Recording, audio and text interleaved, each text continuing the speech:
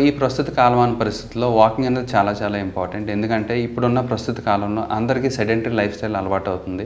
Especially ఈ Covid మూలాన తీసుకోండి, లేకపోతే మీకు ఎక్కువ ఆన్లైన్ క్లాసెస్ జరగడం వలన చిన్నపిల్లలకి ఊబకాయం అంటే ఒబిసిటీ రావడం కూడా జరుగుతుంది. సో దీని మూలాన హార్ట్ ఇష్యూస్ అనేవి చాలా పెరిగిపోతుందండి. ఎప్పుడైతే హార్ట్ ఇష్యూస్ పెరుగుతుందో ఆటోమేటిక్గా మన రిస్క్ ఫ్యాక్టర్స్ కూడా చాలా పెరుగుతున్నాయి. మన తినే ఫుడ్ కానీ లేకపోతే మనం చేసే ఎక్సర్సైజ్ కానీ అన్నీ మారిపోతున్నాయి. ఈ సెడెంటరీ లైఫ్ స్టైల్ స్టార్ట్ అవడం వలన హార్ట్ డిసీజెస్ పెరగడం వలన వాకింగ్ అనేది చాలా ఇంపార్టెంట్. ఇదంతా ఒక సైకిల్లా అనమాట. మనం first 30 to 40 years or 50 years వరకు చూసుకుంటే కనుక బ్రిస్క్ వాకింగ్ ఈజ్ బెటర్ అండి. ఆ బ్రిస్క్ వాకింగ్ కూడా యూజువల్గా ఏం చెప్తున్నాయంటే రీసెంట్ స్టడీస్ ప్రతిరోజు 30 minutes ఒక 5 days a week చేస్తే సరిపోతుంది. ఇది మన హార్ట్ వరకు చాలా ఉపయోగపడుతుందని రీసెంట్ స్టడీస్ చెప్తున్నాయి. హార్ట్కి ఎందుకు ఉపయోగం అంటే మనకి అందరికీ చాలామందికి తెలిసి ఇప్పుడు ఫర్ ఎగ్జాంపుల్ మనం ఎక్సర్సైజ్ చేస్తే మజిల్ పెరుగుతుందని. మన కాఫ్ ఎక్సర్సైజ్ చేస్తే కాఫ్ మజిల్ పెరుగుతుంది, షోల్డర్కి చేస్తే షోల్డర్ మజిల్ పెరుగుతుంది, చెస్ట్కి చేస్తే చెస్ట్ మజిల్ పెరుగుతుంది.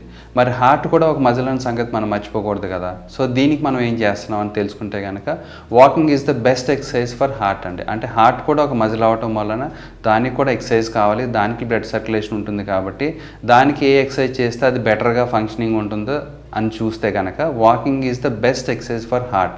సో మనం ఎప్పుడైతే వాకింగ్ చేస్తామో మన హార్ట్ మజిల్ కూడా దాని ఫంక్షనింగ్ చాలా బాగా పెరుగుతుంది. మనం వాకింగ్ చేస్తున్నప్పుడు యూజువల్గా ఏమవుతుందంటే మన కాళ్ళ కండరాలు అంటే పిక్కలు అంటే మన కాఫ్ మజిల్స్ అంటాం కదా, అవి చాలా బాగా పెరగడం వలన దీన్ని సెకండ్ హార్ట్ అంటామండి. ఇది ఎప్పుడైతే పంప్ బాగా చేస్తుందో మనకి హార్ట్కి చాలా వరకు బ్లడ్ సర్క్యులేషన్ పెరిగి రిస్క్ ఫ్యాక్టర్స్ అంటే హార్ట్ డిసీజెస్ తగ్గే అవకాశం ఉంటుంది. ఈ హార్ట్ డిసీజెస్ తగ్గడం ఎట్లాగంటే మన అథెరోస్క్లెరోసిస్ అంటే మన ఫ్యాట్ డిపాజిట్ అవ్వడం, బ్లడ్ వెజల్స్లో ఫ్యాట్ డిపాజిట్ అవ్వడం అట్లాంటివి చాలా వరకు తగ్గుతుంది.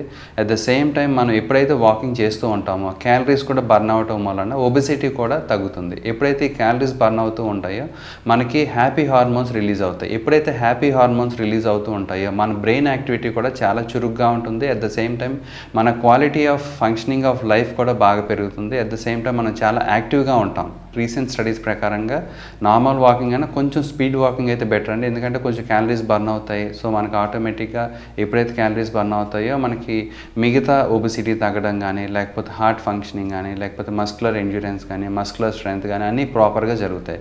అండ్ ఈ వాకింగ్ మూలాన మనకు ఉపయోగాలు ఏంటి అంటే ఎప్పుడైతే మనకు క్యాలరీస్ బర్న్ అవుతూ ఉంటాయో డయాబెటీస్ చాలా ఇంపార్టెంట్. క్యాలరీస్ బర్న్ అవడం, ఈ క్యాలరీస్ బర్న్ అవడం వలన డయాబెటీస్ కంట్రోల్ అవుతుంది, హైపర్ టెన్షన్ కూడా కంట్రోల్ అవుతుంది. ఎందుకు అంటే మనం రోజు వాకింగ్ చేస్తున్నాం అనుకోండి హార్ట్ ఫంక్షనింగ్ బాగా జరిగి నెమ్మదిగా హార్ట్ రేట్ తగ్గి ఎప్పుడైతే హార్ట్ రేట్ తగ్గుతుందో బ్లడ్ వెజల్స్ మీద ప్రెషర్ తగ్గుతుంది. ఎప్పుడైతే బ్లడ్ ప్రెషర్ తగ్గుతుందో బ్లడ్ వెజల్స్ మీద ఆటోమేటిక్గా మనకి హైపర్ టెన్షన్ కూడా కంట్రోల్ అవుతుంది. సో ఇండైరెక్ట్గా మనకి హార్ట్ ఫంక్షనింగ్ ద్వారా మనకి బీపీ కూడా తగ్గుతుంది.